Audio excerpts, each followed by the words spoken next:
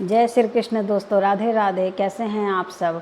आज मैं सत्य घटना पे आधारित कथा आपको सुनाऊंगी जो मेरे साथ हुआ है, जो कृष्ण के प्रेम के बारे में है। आप लोग सुनिए, आप लोगों को बहुत आनंद की अनुभूति होगी।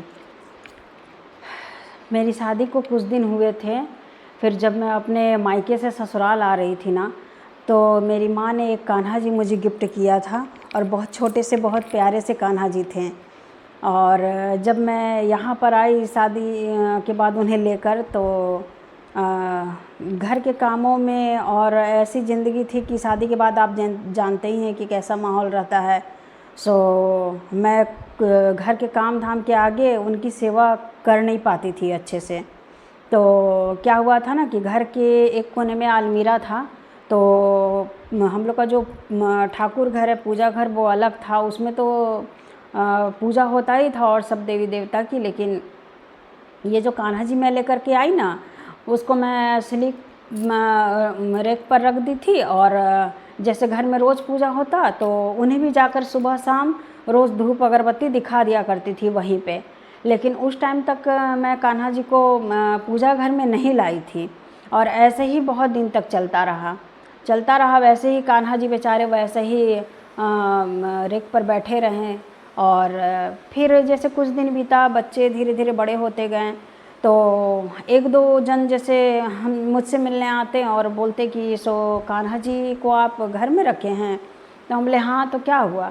तो अरे कान्हा जी का तो बहुत अच्छे से सेवा होता है बच्चे के समान, और उनका बहुत देखभाल करना पड़ता है। सो जैसे छोटे बच्चों का देखभाल होता है, वैसे ही उनका भी देखभाल करना पड़ता है। तो मुझे लगता कि मैं कान्हा जी का इतना सेवा कैसे कर पाऊँगी, बच्चे भी छोटे हैं, और कान्हा जी का इतना सेवा मुझसे नहीं हो पाएगा। तो फिर वैसे ही चलता रहा। फिर इधर लग रहा है कि 5-6 साल पहले की बात है कि ऐसे ही सुनते सुनते बच्चे भी अब बड़े हो गए थे। तो लगा कि नहीं, सब जब भी कभी आते हैं जो कान्हा जी का सेवा करते हैं ना, तो आते हैं तो बोलते हैं कि सो कान्हा जी को आप ऐसे रखें, चलो इनको पूजा पाठ करना शुरू करते हैं। तो जब मैं उनको वहाँ से लेकर के आई अपने पूजा घर में, तो उनको रखी और उनकी सेवा करने लगी, और सुबह शाम भोग लगाने लगी। मतलब 2 टाइम भोग फिर लगने लगा। तो सुबह शाम भोग लगा कर जैसे पूजा सभी की करती हूँ पूजा घर में, वैसे ही उनकी भी करने लगी। उसके बाद फिर ऐसे ही करते करते तो क्या होता था ना कि जैसे रात को जब मैं पूजा घर बंद कर देती थी ना, जैसे सभी भगवान का भोग प्रसाद लगा करके और सांझ बत्ती दिखा करके फिर पूजा घर के दरवाज़ा को बंद कर देती थी। तो जब सुबह में जब मैं जाती वहाँ, तो देखती कि वहाँ का जो आसन है कान्हा जी के नीचे और सभी भगवान के नीचे जो बिछा हुआ है ना, वो मतलब सिकुड़ा हुआ रहता था। जैसे बच्चा कैसे क्रॉल करता है, उस टाइप का सिकुड़ा हुआ रहता था। तो ऐसे करते करते मतलब 2-4 दिन देखी, 10 दिन देखी, 15 दिन देखी।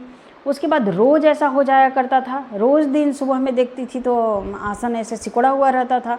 मैं सोचती थी कि ऐसे कैसे हो जाता है। फिर क्या की कि अपने हस्बैंड से बताई ये बात कि देखिए ना, 15 दिन से हम रोज़ मैं देख रही हूँ कि यहाँ पे जो आसन बिछाती हूँ ना, वो सिकुड़ा हुआ रहता है। तो कहीं कान्हा जी ही तो स्क्रॉल नहीं करते हैं यहाँ पे। कान्हा जी का जो सेवा होना चाहिए वो तो हम लोग कर नहीं रहे हैं।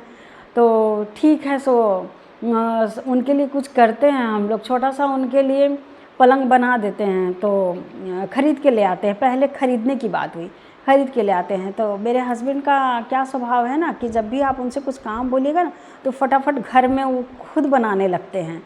कुछ भी बोलिए ना, तो फटाफट पहले वो खुद बना करके तैयार करके और आपको दे देंगे। तो वो बोले कि अच्छा ठीक है, ख़रीदने का क्या ज़रूरत है, हम बना देते हैं। बस वो गए और घर में कुछ प्लास्टिक मटेरियल रखा हुआ था, और जिससे काट कुट के वो बहुत सुंदर सा सोफ़ा जैसा बना दिए। अब कान्हा जी को उसमें बिठाने लगे तो उनको जैसे रात को क्या होता है ना कि उनको और इससे पहले ना कि जैसे दोपहर में भोग लगाने का सिस्टम क्या हुआ कि दोपहर में क्या करती, जो भी भोजन बनाती ना वो कान्हा जी के नाम से वो निकाल देती और बोलती कि कान्हा जी आपको ये अर्पण, आप मेरे भोग प्रसाद जो भी है, जो भी मुझसे बन पड़ता है ना, सब तो आप ही का दिया हुआ है, आप इसको ग्रहण करिए। ऐसे करके दोपहर में भोग लगाना चालू हुआ।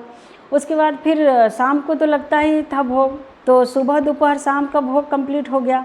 उसके बाद फिर लगने लगा कि अब जब 3 टाइम का भोग लग ही रहा है तो रात में कान्हा जी को सुला क्यों नहीं दिया जाए। तो क्या करने लगी ना कि रात में कान्हा जी को फिर दूध पिला करके और सुलाने लगी। दूध पिला के सुलाने लगी तो देख रही हूँ कि वहाँ का जो कपड़ा ख़राब होता था ना, वो बिल्कुल नहीं ख़राब होने लगा। जैसे जो सिकुड़ा हुआ रहता था कपड़ा, वो सिकुड़ा हुआ नहीं रहता था। और फिर बहुत अच्छा, सुबह में जब मैं उठती थी ना तो बहुत सुंदर कपड़ा सारा रहता था। तब मैं अपने हस्बैंड से बोली कि देखिए ना, अब कपड़ा नहीं ख़राब होता है यहाँ पे कितना अच्छा एकदम सारा सब कुछ ठीक रहता है। कान्हा जी कैसे कैसे मतलब एहसास दिलाते हैं अपने भक्त को कि क्या करना है। हम लोगों का पुण्य जन्म का जो कर्म होता है ना, उसी से वो हम सभी पर प्रसन्न होते हैं। तो ऐसे करके कान्हा जी को रोज़ सुलाने लगे रात में, और रोज़ सुबह में फिर उनको जगाने लगे 5 बजे भोर में। और ऐसे ही करके धीरे धीरे करके मेरा सेवा शुरू हुआ। कान्हा के प्रति प्रेम के बारे में ये सच्ची घटना मैं आप लोगों को सुना रही हूँ। और जो लोग कृष्ण को नहीं मानते हैं ना, वो इस पर विश्वास नहीं करेंगे, लेकिन ये मेरे साथ घटी हुई सच्ची घटना है। आप लोग इस पर भी यकीन कीजिए ना कीजिए, आपकी मर्ज़ी है, लेकिन ये भक्त के साथ एक घटी हुई घटना है जो मेरे जीवन का सबसे बड़ा और अच्छा सुखदायी घटना है। और ये मुझे बहुत आनंद की अनुभूति देता है। और मैं आपको पहले का कान्हा जी का इमेज और अब का इमेज भेजूँगी। पहले कान्हा जी जो दिखते थे ना, बहुत उदास जैसे दिखते थे एकदम, और अभी जो दिखते ना इतने खुश नज़र आते हैं ना कि क्या बताऊँ मैं। एकदम दिखाऊंगी आपको, इसी में दिखाऊंगी इमेज आपको, और आप देखिए और बताइएगा कि क्या परिवर्तन होता है जब एक भक्त अपने भगवान से प्रेम करने लगता है ना, तो ईश्वर में भी परिवर्तन होता है। ये सच्ची घटना है और मेरे साथ घटी घटना है, और मेरे जीवन में आनंद की अनुभूति उन्हीं से है। आप लोगों को अच्छी हो तो आप लोग इसमें ज़रूर कमेंट कीजिएगा। जय श्री कृष्ण दोस्तों, राधे राधे। ये पहले की तस्वीर है और ये अब की तस्वीर है।